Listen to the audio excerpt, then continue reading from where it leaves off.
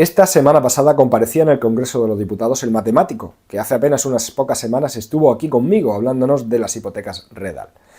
El caso es que pretendía hablar ante la Comisión de Derechos Sociales y Consumo y exponer sus conocimientos respecto de este tipo de hipotecas, pero también para hablar de IRPH y de hipotecas crecientes.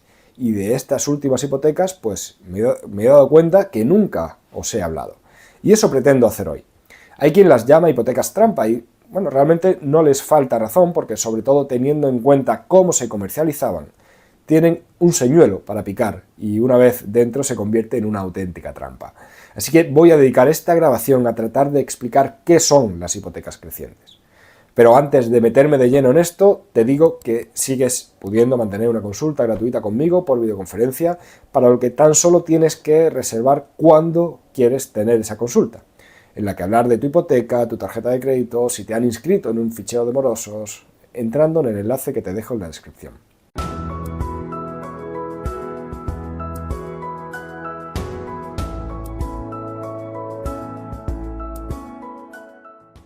Soy Javier Fuentes, abogado y fundador del despacho que le pone el nombre a este canal, Jurisfirma Abogados.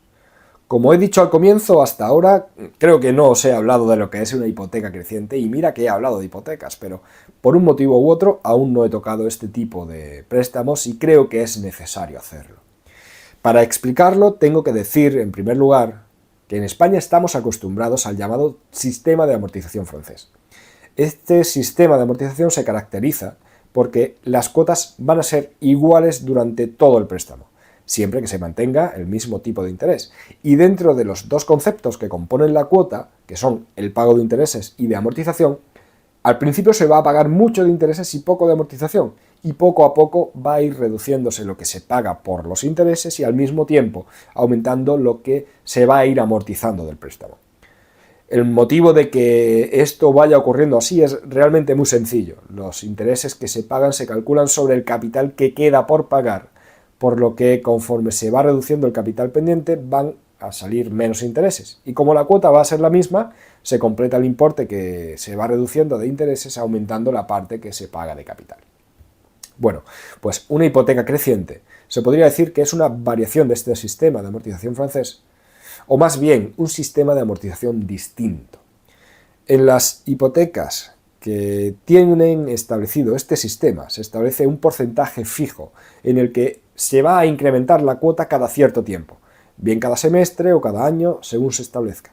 Normalmente de forma anual. De esta forma, si la cuota va a ser constante en el sistema francés, manteniéndose igual mientras no se modifique el tipo de interés, en este caso, pese a que el tipo de interés sea el mismo, la cuota va a ir aumentando cada año en función de ese porcentaje establecido. Si comparamos una hipoteca bajo el sistema francés y otra bajo este sistema de amortización creciente, va a ser más fácil entenderlo todo. Para eso podemos tomar como ejemplo un préstamo de 250.000 euros a pagar en 30 años y, para simplificarlo todo, con un tipo de interés fijo del 2,5%. Pues con estos valores nos encontraríamos que en el préstamo francés se pagaría una cuota fija de 987,80 euros. Sin embargo, si estos valores los trasladamos a una hipoteca creciente de, por ejemplo, al 2% anual, la cuota pasaría de ser 757 euros el primer año a situarse en 1.347 euros el último año. Como podéis ver, se comienza pagando unas cuotas más pequeñas que van a ir creciendo poco a poco, pero que van a superar en mucho, en un préstamo de este tipo, el importe de las primeras cuotas. Si viéramos una gráfica de estos dos préstamos, veríamos, en el caso del préstamo francés, una línea recta representando el valor de la cuota y una escalera ascendente en el caso de la cuota creciente, con tantos peldaños como años tenga el préstamo.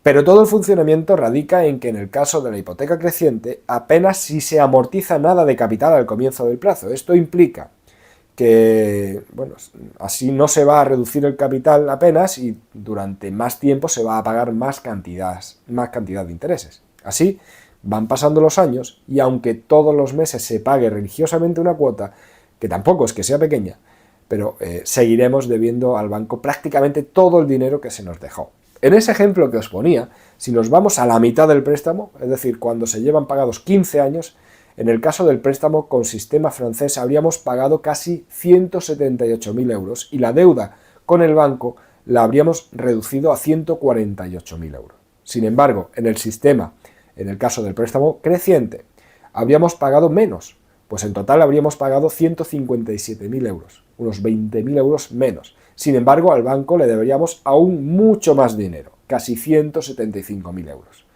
Y si nos fijamos en los intereses es cuando vemos cómo en el caso del préstamo francés, aunque hemos pagado bastante más dinero, realmente hemos pagado 6.000 euros menos de intereses.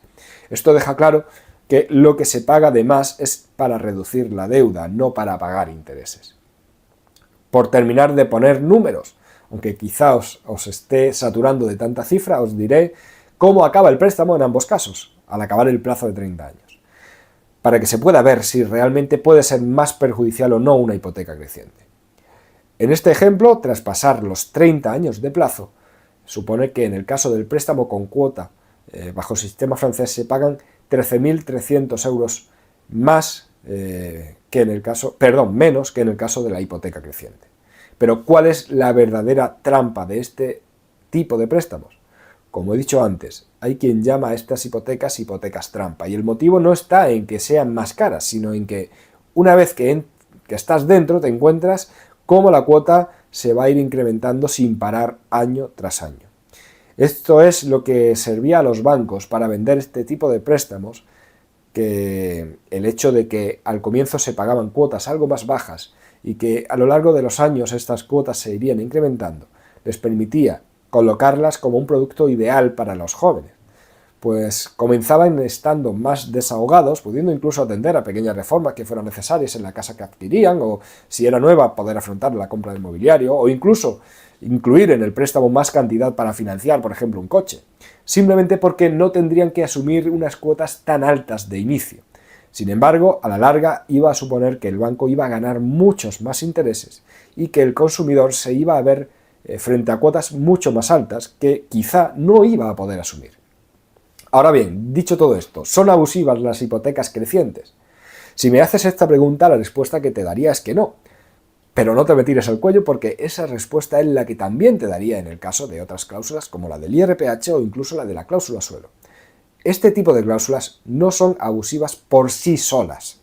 Todo dependerá de cómo se incluyeron, de qué información se le dio al consumidor.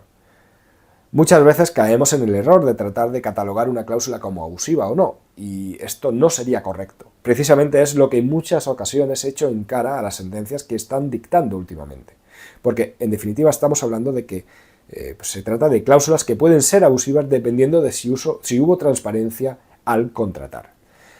Una hipoteca que establece una cuota creciente puede ser perfectamente válida, pero siempre que al consumidor se le hubiera dado toda la información necesaria para entender este tipo de préstamos. Y eso incluye haberle explicado, antes de firmar nada, cómo funcionan este tipo de hipotecas, que supiera que iba a comenzar pagando menos, pero que, que iba, en este caso, a amortizar una cantidad ridícula, pero que esto iba a conllevar que pasaría mucho tiempo hasta que los intereses disminuyesen y que además a la larga que iba a pagar unas cuotas más altas de lo normal.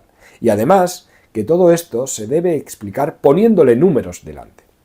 Si se hace esto, no veo inconveniente en que se mantenga que estamos ante una cláusula válida, pero de la misma forma, respecto de las hipotecas con IRPH, defiendo que no son nulas por sí, pero al mismo tiempo aún no he encontrado ningún caso en el que el banco explicase realmente cómo funciona este índice, qué perjuicios ocasiona, y que aclarase que no podemos hablar de estabilidad, sino de que su composición simplemente evita las caídas, pero también que nunca esté por debajo del Euribor. El problema es que estamos ante un tipo de préstamos tan complejos que prácticamente sería necesario que se matriculase al consumidor en un curso de matemática financiera para que llegase a entender este tipo de hipotecas.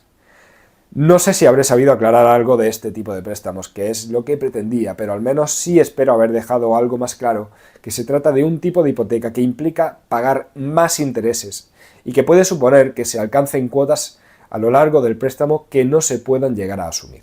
En cualquier caso, espero que te haya parecido interesante todo esto y espero, de todas formas, dedicar más grabaciones a este tipo de hipotecas, que sobre todo ahora que van subiendo los tipos de interés y que, dado que hace ya bastante tiempo que se comercializaron con más frecuencia, empiezan a provocar ahora estos efectos que muchos no se esperaban al principio, por lo que hay mucha gente preocupada por tener hipotecas de este tipo.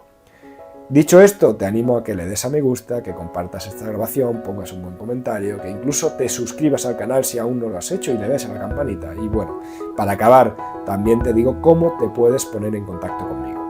Bien a través del correo electrónico info@jurisfirma.es o a través del formulario que puedes encontrar en la web del despacho, jurisfirma.es.